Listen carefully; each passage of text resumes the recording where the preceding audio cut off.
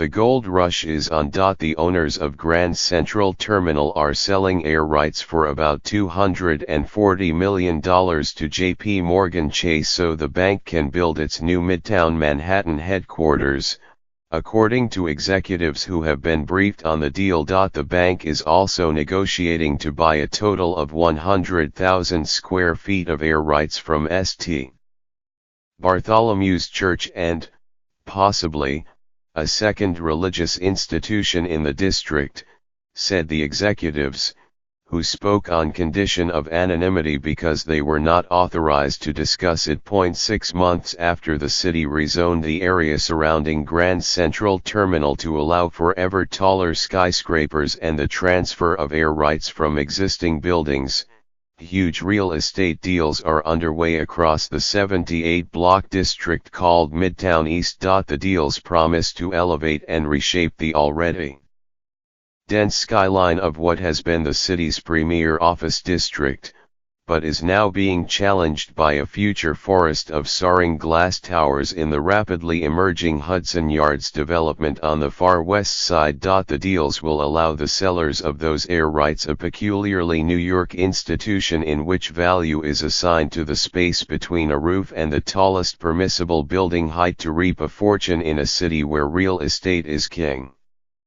The city, which gets a portion of the proceeds from air rights sales, will also benefit. JP Morgan announced on February 21 that it would demolish its headquarters on Park Avenue, between 47th and 48th Streets, to build a 1,200-foot tall skyscraper that, experts say, could cost as much as $4 billion in order to build the new headquarters, which will rise nearly 500 feet higher than its current 700-foot, 52-story building.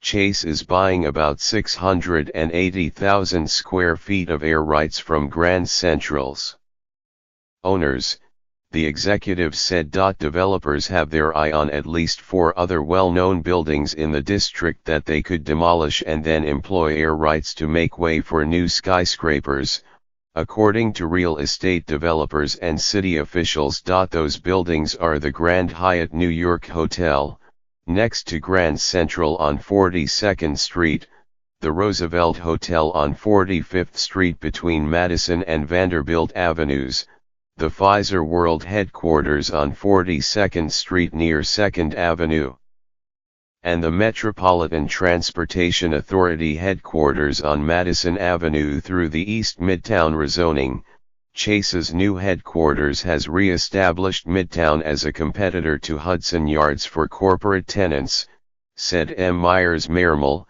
chief executive of TenantWise, a real estate advisory firm. This marks the beginning of a new wave of redevelopment in this area. It's kind of a surprise it actually worked. The $3.1 billion One Vanderbilt project, a 1,401-foot skyscraper next to Grand Central, is already under construction thanks to a related rezoning and 525,000 square feet of air rights. To add 4 floors atop their modest 16-story building at 405 Park Avenue, the owners Deutsche Bank Asset Management and MRP Realty have turned to St. Patrick's Cathedral to buy 30,000 square feet of air rights in a deal that could top $11.5 million, according to records filed with the city's planning department and local officials. The Chase deals will generate more than $42 million for the city to improve the district's streets, sidewalks, and pedestrian plazas. St. Patrick's, St. Bart's and other landmarks will also reap millions of dollars to maintain and preserve their buildings. More than 6 years ago, powerful real estate forces in New York pushed for the rezoning of what is now called Midtown East. They argued that the existing zoning often prevented property owners from replacing an aging set of office buildings with the kind of tall towers that companies were now seeking. They also feared that a corporate migration to new oversized towers on the far west side would undermine the value of their properties. In 2012, the administration of Michael R. Bloomberg began the process of upzoning the area around Grand Central to encourage development of the kind of towers now found in London, Shanghai and Hong Kong. But local community boards complained that new towers would overwhelm an already crowded district, while the owners of Grand Central, as well as landmarks like St. Patrick's, successfully sought the right to transfer air rights across a broader swath of Midtown. Air rights, also called transferable development rights, represent the difference between an existing building and the largest structure permitted under local zoning.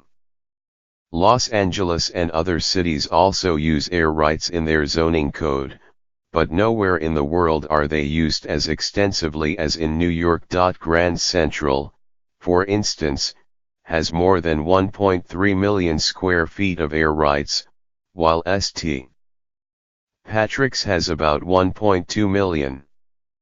The increasing use of air rights in development in recent years has produced a generation of super towers, like the residential towers along Billionaires Row, a stretch of 57th Street known for a $100 million penthouse. To build taller under the Midtown East zoning plan, developers have to buy air rights within the district. Anyone selling air rights for projects there have to pay a minimum of $61.49 a square foot, or 20% of the sale price of air rights, whichever is greater, to fund either transit or street-side improvements. Real estate executives complained that the requirement would hobble new construction. But no one expected Chase to suddenly move to tear down its 57-year-old headquarters, even though the bank was clearly looking for a new home. In order to build a tower that would accommodate most of its employees, who are currently spread across multiple buildings on the east side, the bank eventually went to the owners of Grand Central, TF Cornerstone, a real estate company run by K. Thomas and Fred L. Ghanaian, and MSD Capital, an investment firm controlled by Michael Dell of Dell Technologies. The value of the air rights they control has been hotly debated. Andrew Penson, an investor who has a small stake in the property, has argued in the past that the rights were worth $880 per square foot. But developers and the city said that number was too high for office development. The Real Estate Board of New York argued that air rights were worth between $200 and $325 per square foot. The bank, however, has since worked out a deal to buy about 680,000 square feet, for more than $350 per square foot, according to real estate and banking executives. St. Patrick's is asking $385 a square foot for its air rights. Mr. Dell was well known to Chase, which was the lead bank in his $67 billion acquisition of the tech giant EMC. Jamie Dimon, J.P. Morgan's chief executive, personally assured EMC that Dell would have the money for the deal. Mr. Dell and his partners stand to make more than $100 million. They must, however, set aside 5% of the proceeds to maintain Grand Central.